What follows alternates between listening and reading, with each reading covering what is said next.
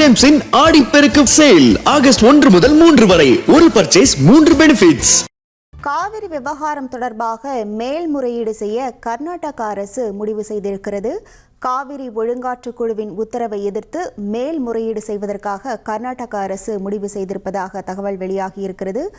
3500 கன அடி தண்ணீர் திறக்க உத்தரவிட்ட காவிரி ஒழுங்காற்று குழு இந்த நிலையில் மேல்முறையீடு செய்வது குறித்து ஆலோசனை நடத்தியிருக்கிறார் கர்நாடக முதல்வர். காவிரி விவகாரம் குறித்து மேல்முறையீடு செய்ய கர்நாடக அரசு முடிவு செய்திருக்கிறது என்ற முக்கிய செய்தியை நாம் பார்த்து வருகிறோம். இது குறித்தான முழு விவரங்களோடு இணைகிறார் நமது செய்தியாளர் பாரதி ராஜா. வணக்கம் பாரதி ராஜா, கர்நாடக அரசோட இந்த முடிவு தொடர்பான முழு விவரங்கள். கண்டிப்பாக 28 அதாவது நேற்றைய தினம் நடைபெற்ற காவிரி ஒழுங்காற்று குழு கூட்டத்தில் தமிழகத்திற்கு 29ஆம் தேதி காலை 8 மணியிலிருந்து 3500 கன அடி தண்ணீர் 15 நாட்களுக்கு திறக்கணும்னு உத்தரவிடப்பட்டிருந்தது.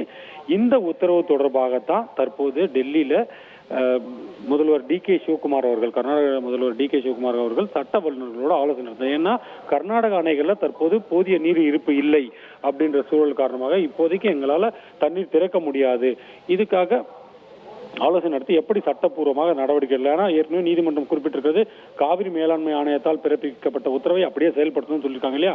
அந்த உத்தரவு தொடர்பாக ஏன்னா காவிரி ஒழுங்காற்று குழு, தொழில்நுட்ப குழு மற்றும் ஒழுங்காற்று குழுவின் பரிந்துரையின் அடிப்படையில் தான் உத்தரவை பிறப்பிக்கும். அந்த அடிப்படையில் நேற்று பிறப்பிக்கப்பட்ட உத்தரவுப்படி கட்டாயம் கர்நாடக அரசு 3500 கன அடி தண்ணீர் திறக்கணும். இதை எப்படி தடுத்து நிறுத்துவது என்பது குறித்த முக்கிய ஆலோசனையை டி.கே. சிவகுமார் அவர்கள் மேற்கொண்டார். இந்த இதுல மேல்முறையீடு செய்யலாம். முதல்ல CWMA அதாவது காவிரி மேலாண்மை ஆணையத்திலும், ஒருவேளை காவிரி மேலாண்மை ஆணையம் ஏற்றுக்கொள்ளாத பட்சத்துல உச்சநீதிமன்றத்திலும் முறையீடு செய்ய முடிவு செய்யப்பட்டிருக்கிறது. அது மட்டுமல்ல, இதற்கிடையே 3ஆம் தேதி அன்று தமிழக முதல்வர் விஜய் அவர்கள் கர்நாடகா வர இருப்பதாகவும் சொல்லிய அவரிடமும் சூழ்நிலையை எடுத்து கூறுவோம் அப்படின்னு சொல்லியிருக்காரு. அவரை கௌரவத்தோட வரவேற்று கர்நாடகாவின் சூழ்நிலையை எடுத்து கூறுவோம் அப்படின்னு சொல்லியிருக்காரு.